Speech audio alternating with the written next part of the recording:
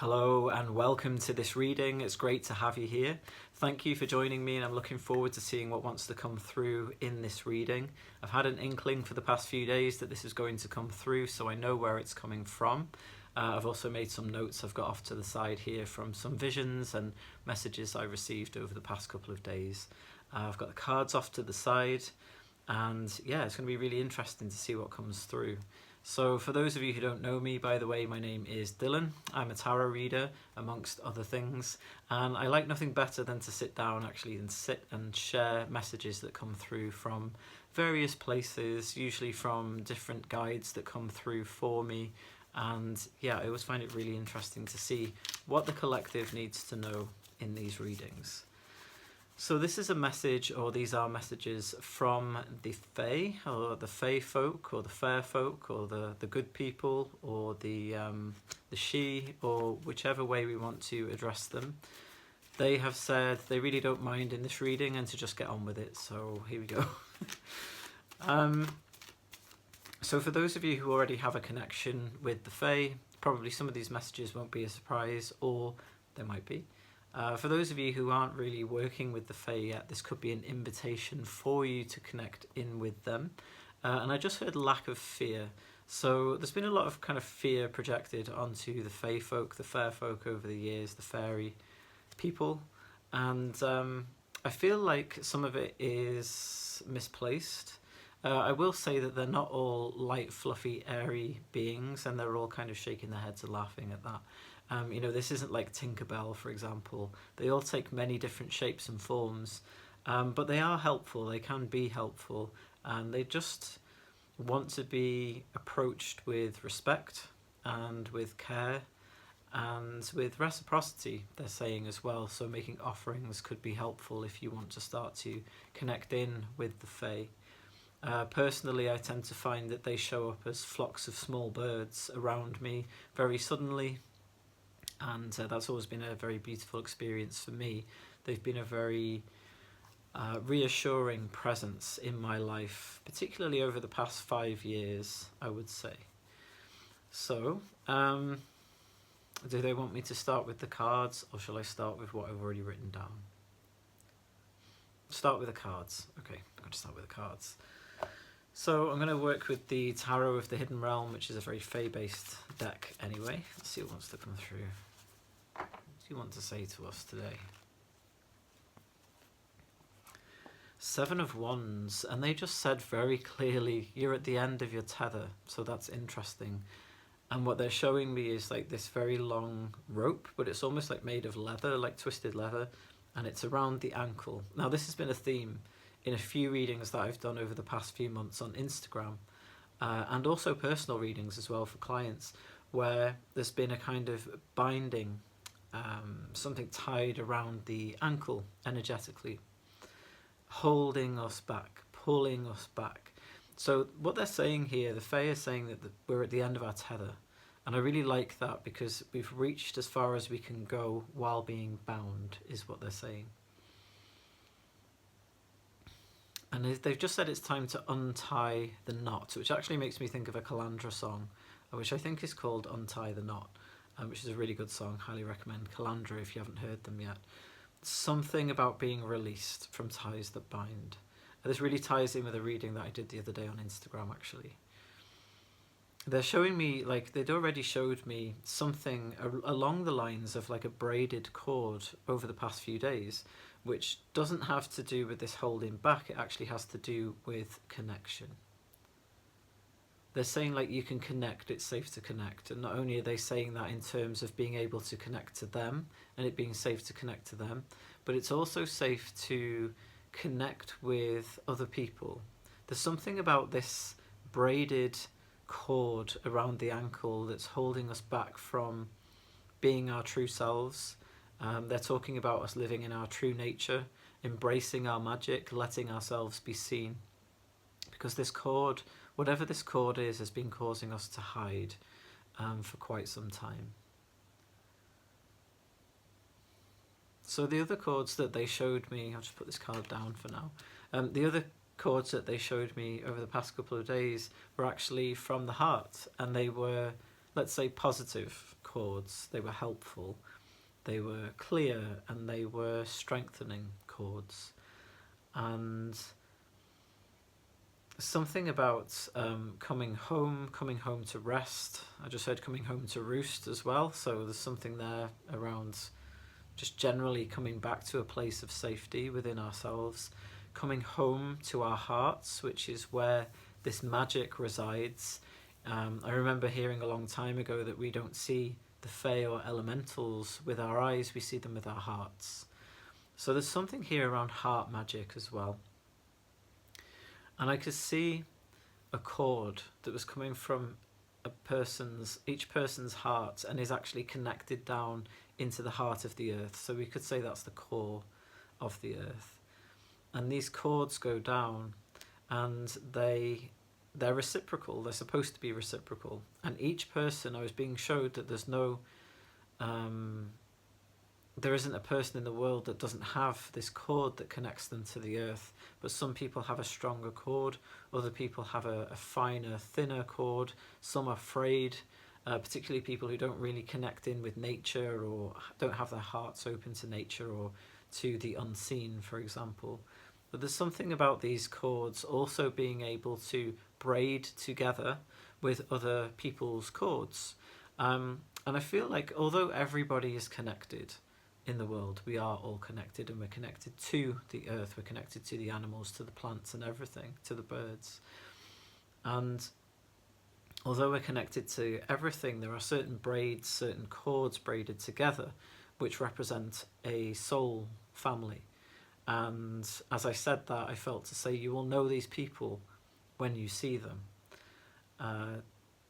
So there's something about these chords weaving together as a family, as a connection, as souls who are meant to rediscover each other, work together in different lifetimes. And the people that I'm talking to in this reading, if you're watching this reading and this is resonating, if it's not, you can leave it. If this is resonating, it's likely that you have an elemental tribe, an elemental family. Now, some of these members of this family will be in the flesh, others will be in spirit. They can also show up as animals. It could be a cat or a dog or whatever, or a bird that shows up for you that you have this braided cord with. That's what's coming through. There's something about this mutual giving and receiving of energy. And when I think about the cord that came through when I was talking about this card, and that pulling back, the ankle being pulled back, something about holding back. They're telling me that this happened a long time ago.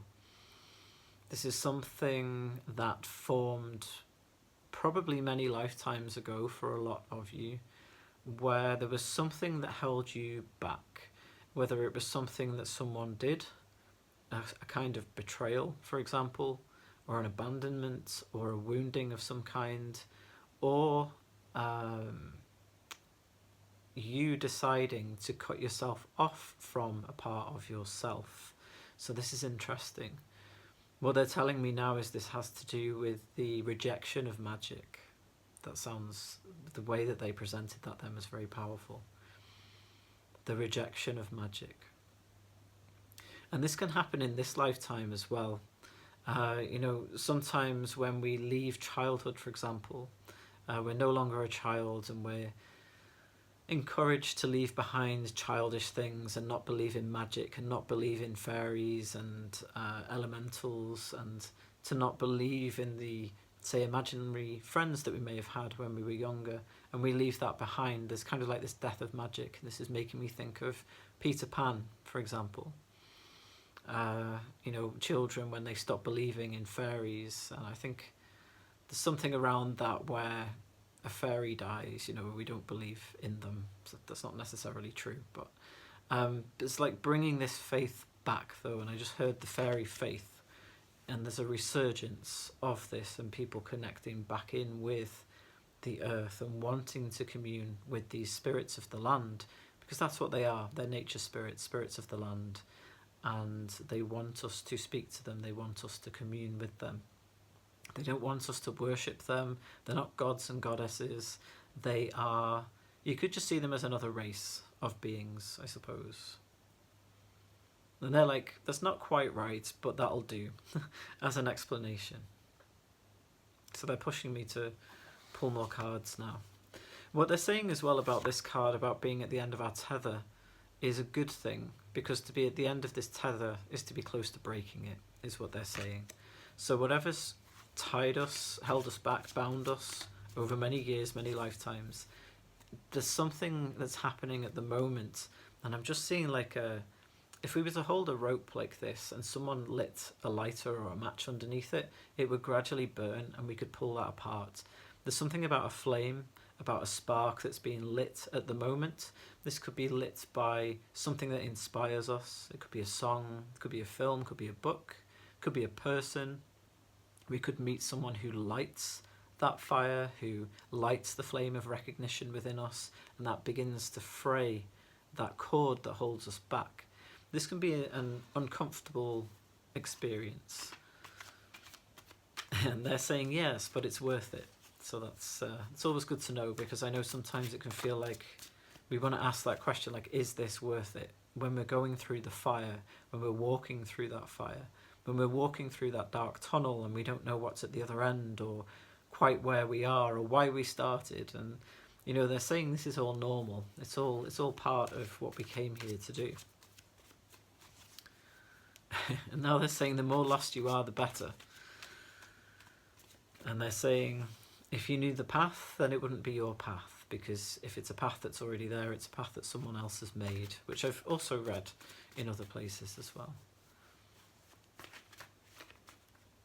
Okay, let's see what else wants to come through the cards. Okay. So we have the Ten of Wands and we have the Knight of Cups. Interestingly, this cards came out for a client I did a reading for today. So this is obviously quite present. I just saw 12:12 on the timer then. Quite present energy at the moment. Almost like this kind of burnout energy, this Ten of Wands coming to the end of our tether again. Something about that, something about the death and rebirth cycle, which is something I talk about pretty often in my readings. And they're like, yes, that's because it's always happening. And it's true, going around on these cycles. So, what else do they want to tell me about this Knight of Cups? So they're saying, well, you've got to keep looking within. You've got to keep looking within. You've got to look to your heart. You've got to keep checking in. You've got to get still enough to be able to hear yourself, is something that they're presenting now. And still enough to be able to hear them as well.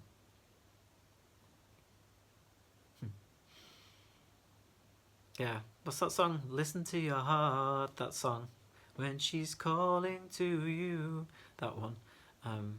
Which isn't the greatest version that I just did there, but there's something about that. Listen to your heart when she's calling to you. Like your heart is calling to you at the moment. And they're saying it's not just fanciful silliness. It's an interesting way to put it. But it's not just silly play, you know, like, oh, you know, it's just imaginary. It's not real, just making it up. It's not. There is something that really, really wants to get your attention at the moment. And it could actually be the Fae. It could actually be these elemental folk that want to get your attention. They're saying it's okay to daydream.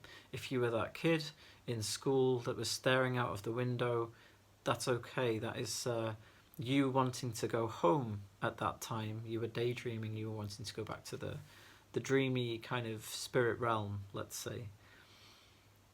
Yeah, you know, there's a reason why people say that you're away with the fairies, because you generally are if you're daydreaming and you're off somewhere else.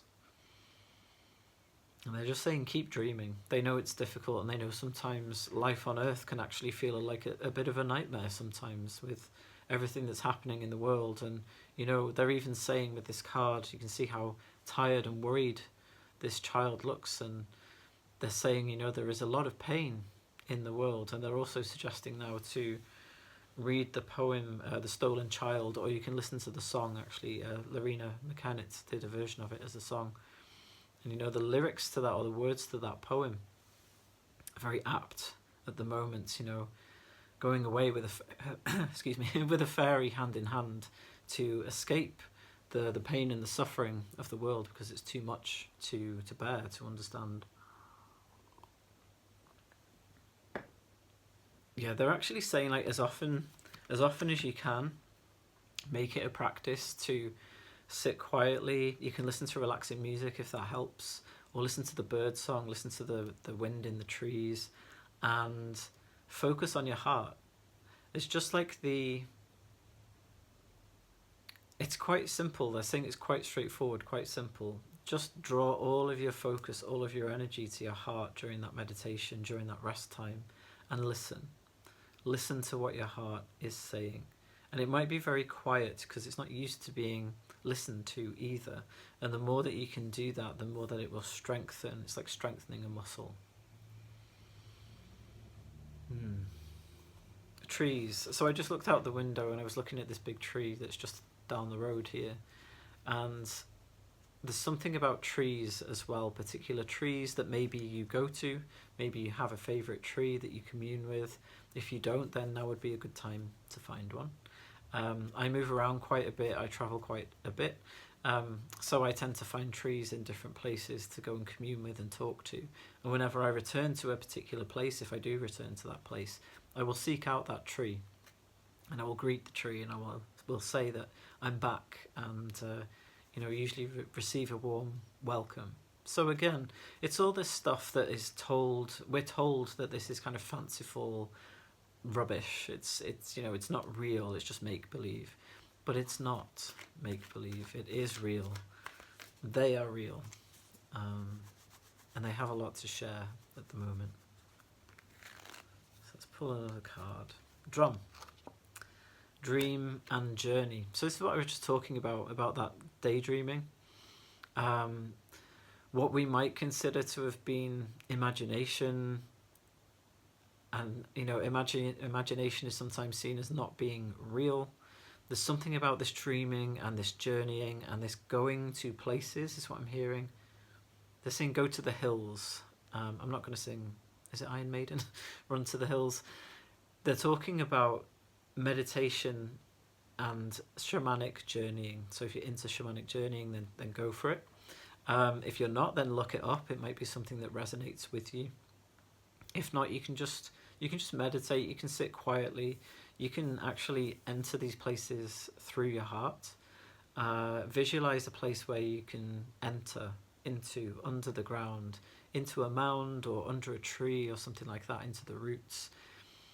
Take protection with you. That is always recommended anyway. If you have a spirit guide that you work with, call them to you, or a particular power animal, call them to you, take them with you, and go into, I'm hearing like go into the hill, go under the hill, and seek whatever it is that you're seeking. You will find it by going to these ancient places, is what I'm hearing. And I love that the drum came out as well, because I have my drum here next to me, and was planning on drumming at the end of the video, so let's take this as a sign. Yeah.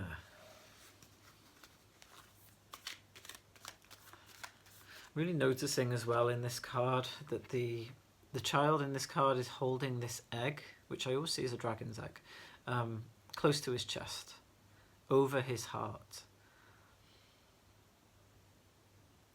So I'm hearing now, breathe new life into this. So it's not just our hearts that we're awakening and breathing life into, but it's also this egg, this figurative, metaphorical egg that we can breathe life into, that will help us to move forwards, this kind of rebirth that we're moving towards. It really does require us to, I just said speak a different language. So maybe for some of you that's actually going to mean learning an ancestral language. So I don't know, like Irish or Scottish Gaelic or Welsh or whatever, or wherever you're from. Those are just three that resonate for me because of my ancestry. Something about learning a language. And it could just be like the language of the heart. It could be the language of our intuition. Could be the language of the Fae. Maybe they're speaking to you in different ways. They're showing you signs and symbols. It could be the language of symbology. But there is something about learning a new language here. A new language, old language, they're saying. New to us, old to them. Yeah, interesting. Oh, okay. Got two cards. We've got Witch and She-Wolf. Be the light and unleash the wild within. I couldn't read that for a second. It's getting a bit dark in here. So we've got a witch and we've got a she-wolf. I think this is saying a lot about tapping into the dark feminine and also the light, because we've got be the light here. And I actually love that they've said that on a card that is called Witch, because so many people see witch as being kind of like a dark energy, and I think that's been promoted over many years, you know, by various religions, let's say, that the witch is the dark one, the witch is the evil one. And the truth is that a witch, like any other being, is a balance of the two. None of us are all light, none of us are all dark. We can all work to strike a balance between the two. Dark doesn't mean bad, light doesn't mean good. They're just two sides of the same coin, let's say. So there's something here about moon magic that just came through, so there could be an opportunity at the time of the next full moon, which isn't all that far away, actually. Well, I suppose it is. Yes, maybe about 10 days away as I'm making this video. Connecting in with full moon energy could be really helpful. Calling on the wild within, they're saying, the Fae are saying that this is incredibly important. Connecting with, for example, the horned god, sometimes regarded as the devil by certain religions. But this is a god, a being who is connected to the earth, to the woodlands, to the forests. And we can call on this energy, I'm hearing, to help ourselves to ground into that energy ourselves. And we can also visualize placing our feet on the ground, growing roots, and also having antlers. So there's like stag energy coming through with this as well. The roots going down into the wisdom of the earth and the power of the earth, and the antlers going up to the sky, up to the stars, and connecting with our star ancestors, with our star families, our star connections. So there may be some kind of ritual, if you're into ritual, that could help you to connect in with the Fae. And they're just saying, like, this is all just about nature. This is all just about us coming back to our true natures. And we've forgotten so much. And they're really interested in reminding us. And they're saying that we will be reminded whether we like it or not. It's just much easier if we go along for the ride as willing participants. And I was thinking about this earlier, where sometimes we have change thrust upon us, okay? So we ignore signs for a long time of what we need to do. Maybe we procrastinate, or we avoid doing something or saying something that we know we need to do or say.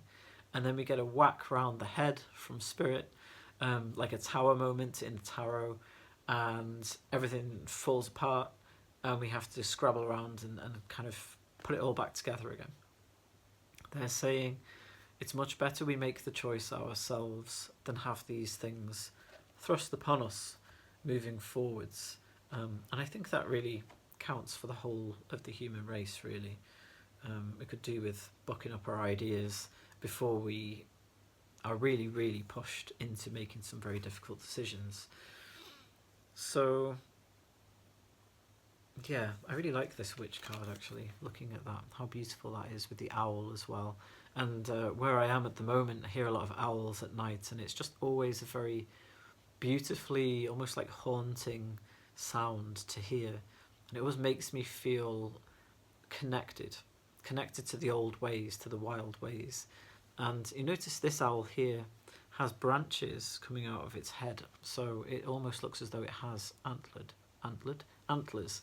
It's an antlered owl, which is quite difficult to say. Beautiful. So I just want to pull one more card from the Tarot of the Hidden Realm. Just listening in. Is there anything else that you want me to share? I said get outside.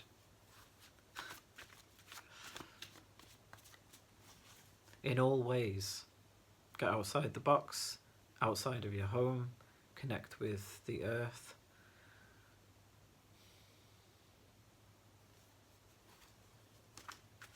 Yeah, focus on fraying that cord. That cord I was talking about around the ankle, it's kind of pulling us back. They're saying that when we focus on what brings us to life, what brings us happiness, what makes us feel excited, could be like creative things that we like to do, people that we enjoy connecting with. Each time that we connect in with those things or those people, it's almost as though the flame gets brighter and the cord frays more and more, and then eventually it will snap. Okay, one more card. 8 of Wands. Yeah, the focus really does need to be on, they're saying like the speeding up of things. Perhaps we've felt stagnant for a while, and that's just been strengthening that cord that I was talking about. We've been procrastinating, stagnating, making up excuses, maybe just coming face to face with some very, very long held emotional responses or mental responses to things that we really truly do want to do, but we resist doing them through fear. So there's something about fear here as well. But there needs to be a shift, a moving, a growing. If you've been afraid of expressing yourself truly, fully, creatively, spiritually, whatever, and you've been holding yourself back, I'm hearing that now this is the time. They just said stop dicking around, which is quite funny. So stop messing around. Stop dicking around and get on with it. And it's interesting because it's not a get on with it as in like just do something that you don't want to do. Just do the thing, that you should be doing or people think you should be doing. This is more about getting on with the thing that actually you do actually want to do and that you are really, really good at, and that actually takes your spirit out into the world, your creativity, your expression. Just bloody get on with it, basically, is what I'm hearing. Which is a good nudge for me as well.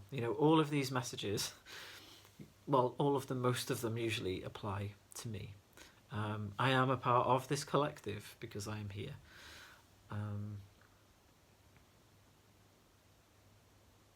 They're doing a lot of kind of shoving.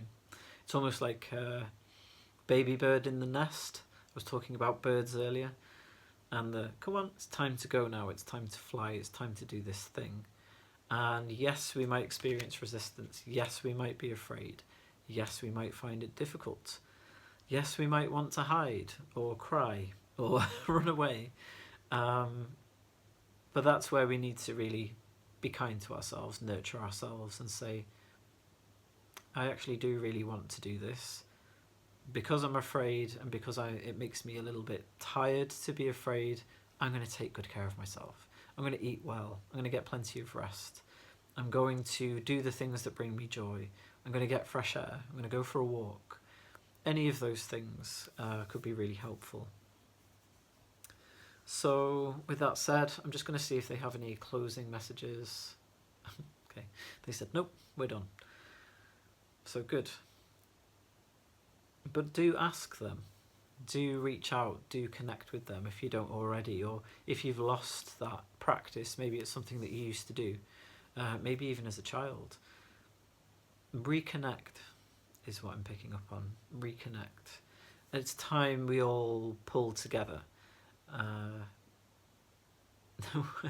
Got another random song coming through now. Do any of you remember the Frog song?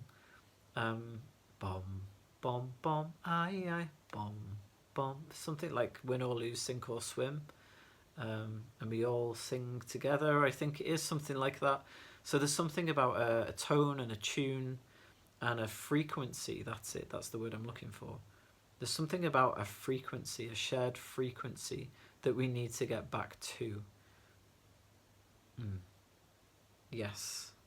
So a few songs have come through in this reading, and I like that. I do tend to communicate through music, through songs, and kind of most things remind me of a song. That's often how I've communicated with other people. So yeah, something about that, about a frequency that we all need to be braiding together, as I was talking about the chord from the heart, the braiding together of these chords, and those chords connecting into the earth and nourishing the earth, and the earth nourishing us, and that being a reciprocal action and practice. And they are actually saying that is actually something that comes naturally to us. It's just that we've been steered off the path by other forces, systems, the way things are in the world, and how we've been discouraged, to put away these childish imaginings, let's say, of fae folk and the spirits of the trees and talking to plants and that kind of thing. But we're gathering it all back in now. We're gathering up this knowledge again. We're reclaiming the mythology. We're reclaiming the history and the folklore and all of these beautiful things that actually make up a big part of who we are as human beings. Mostly human. So, yeah. So let's close this out now. They're quite happy for me to close out just with some drumming. And then